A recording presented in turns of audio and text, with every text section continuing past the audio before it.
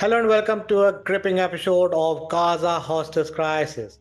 Today we are diving into a particularly emotional and dramatic story unfolding in the ongoing conflict between Israel and Hamas. This is World Info Nexus and I'm your host Sukant Chaudhary. We'll explore recent events, public reactions, and the political turmoil surrounding them.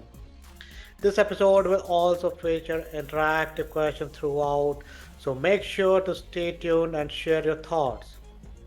On September 1, 2024, a heartbreaking announcement came from Jerusalem. Israel had recovered the bodies of six hostages who had been held by Hamas. Among them was Hers Goldberg Pauline, a 23-year-old Israeli American who had become a symbol of the tragic consequences of the conflict. The announcement sparked an immediate and intense reaction across Israel. The Histadrut, Israel's largest trade union, called for a general strike. The strike was set to include all key sectors such as healthcare, transportation, and banking, with the international airports also affected. The purpose of the strike was to pressure the Israeli government into negotiating a ceasefire with Hamas to bring home the remaining hostages. What do you think are the main reasons for the trade unions' call for a general strike? How effective do you believe this method of protest can be? The hostages had been taken during a brutal attack by Hamas on October 7, 2023, which left over 1,200 Israelis dead. Among the captives were Hers, Goldberg Pauline, and others who were seized at a music festival in southern Israel. Goldberg Pauline, originally from Berkeley, California, had previously lost part of his arm in the attack and was shown alive in Hamas video earlier this year, sparking more protest and calls for action. The army identified the other disease hostages as Ori Danino, Eden Yeruzalmi, Almag Sarusi, and Alexander Lobanov, with Carmel Gat taken from a nearby farming community. Their bodies were discovered in a tunnel in Rafah, Gaza.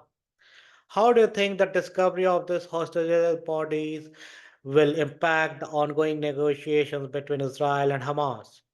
In Israel, the discovery of the hostages' bodies fueled fresh waves of anger and grief. Many Israelis are blaming Prime Minister Benjamin Netanyahu for failing to secure their safe return. The Israeli military statement suggesting that Hamas had killed the hostages in cold blood only intensified public outrage. Netanyahu's response was to hold Hamas accountable, stating that their action indicated they were not interested in a deal. Meanwhile, Defense Minister Yoav Gallant and Netanyahu reportedly clashed over priorities, with Gallant accusing Netanyahu of focusing on strategic interests rather than the lives of the hostages. Do you think Netanyahu's focus on military objectives over diplomatic solutions is justifiable? Why or why not? The international community has also weighed in. US President Joe Biden expressed his devastation and outrage over the deaths, promising that Hamas leaders would be held accountable. Vice President Kamala Harris echoed these sentiments, offering prayers for the Goldberg Pauline family. Goldberg Pauline's parents have become prominent figures in the campaign for their son's release, meeting with world leaders and speaking out in international forums. Their efforts highlight the personal and humanitarian aspects of the conflict aimed the political and military struggles. How effective do you think international pressure and high profile campaigns can be in influencing the outcome of such conflicts? As of now, Israel believes that 101 hostages remain in captivity with 35 feared dead. The situation remains dire with ongoing military operations and failed negotiations.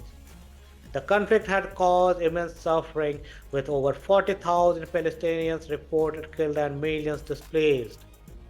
The humanitarian crisis in Gaza continues to worsen as the conflict shows no signs of immediate resolution. The struggle to balance military objectives with humanitarian concerns remains a central issue in this tragic and complex situation. What are your thoughts on how the international community and involved parties should address both the immediate humanitarian needs and the long term resolution of the conflict? Thank you for joining today's episode. We have explored the deepening crisis, the varied responses from different stakeholders, and the emotional and political turmoil surrounding the deaths of the hostages. Your thoughts and answers to the interactive question can help us understand the situation from multiple perspectives. Thank you for tuning in to this powerful episode of Gaza Hostage Crisis. Your engagement is crucial as we explore these vital issues. Don't forget to like, comment, and subscribe for more in depth stories that explore the complexities of human experience. Until next time, stay informed and stay compassionate. This is World Info Nexus, and I'm Sukant Chaudhary signing off.